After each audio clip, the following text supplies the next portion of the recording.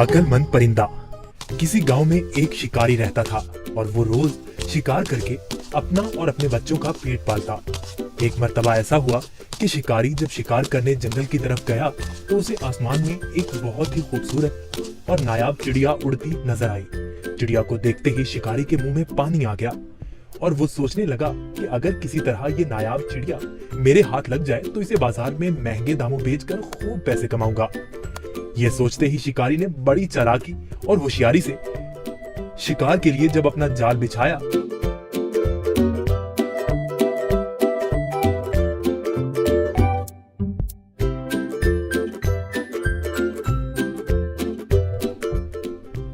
तो उसमें वो खूबसूरत चिड़िया फंस गई।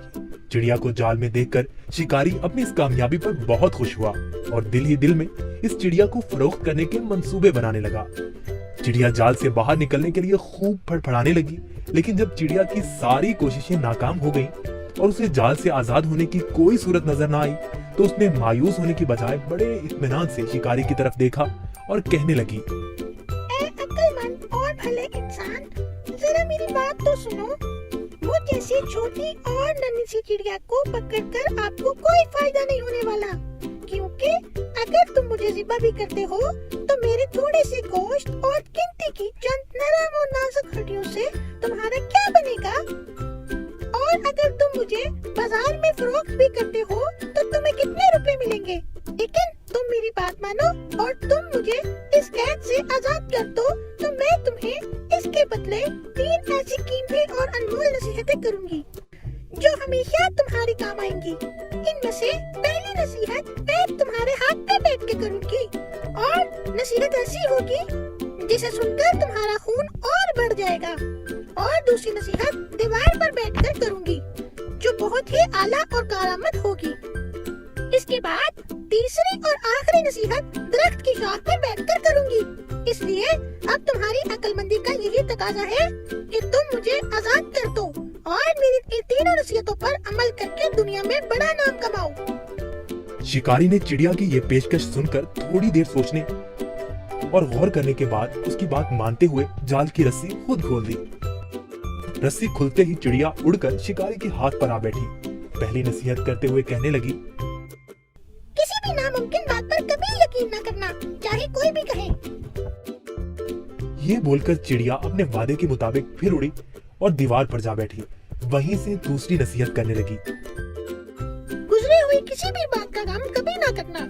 मेरे इस छोटे से वजूद में 10 दिरहम का एक ऐसा कीमती मोती है जिसकी मिसाल पूरी दुनिया में कहीं नहीं। और इस महंगे मोती को पाकर तुम और तुम्हारे घर वाले खूब ऐशो इशरत से जिंदगी गुजार सकते थे, मगर तुम्हारी किस्मत पर अफसोस, तुमने मुझे आजाद करके एक बेमिसाल मोती अपने हाथों से खो दिया।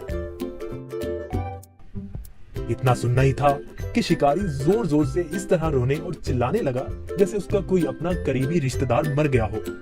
रोते रोते बार बार ठंडी आहें भरता और कहता, हाय हाय, मैं तो लुट गया, बर्बाद हो गया। अरे मुझ बेवकूफ ने क्या कर दिया, हाथ आए खजाने को खो दिया। ऐसी नादिर चिड़िया क्यों आजाद कर दी। शिकारी जब खूब रो धो चुका तब चिड़िया ने उसे मुखातिब करते हुए कहा, अरे बेवकूफ और अहमद शिकारी, मैंने पहले ही तुम्हें नसीहतें कर दी थी कि गुजरी हुई बात का गम न करना। जब ये बात हो ही गई थी तो अफसोस से हाथ मलना किस काम का। और हाँ, ए नादान शिकारी, तुमने मेरी पहली नसीहत भी तो गौर से नहीं सुनी। मैंने कहा था ना कि किसी भी नामुमकिन बात का हरगिज़ यकीन नहीं करना चाहिए, चाहे वो कैसी ही क्यों ना हो। अब जरा अक्ल से काम लो और देखो तो सही, मुझ नन्ही सी जान का पूरा वजूद 3 दिरहम से ज्यादा का नहीं है, तो फिर 10 दिरहम का मोती मेरे छोटे से वजूद में कैसे हो सकता है। बेशक कहती तुम ठीक ही हो ए नन्ही मुन्नी चिड़िया, वो तीसरी नसीहत तो बताती जाओ। अरे भाई, तुमने मेरी पहली नसीहत पर कौन सा अमल कर लिया जो मुझसे तीसरी नसीहत भी सुनना चाहते हो। वो कीमती नसीहत तुम जैसे नादान इंसान के लिए नहीं है। ये कहते ही फुर से चिड़िया उड़ी और शिकारी उसको देखता ही रह गया। देखा बच्चों आपने, वो नन्ही सी चिड़िया कैसे अपनी अक्लमंदी से इस शिकारी से अपनी जान बचाने में कामयाब हो गई।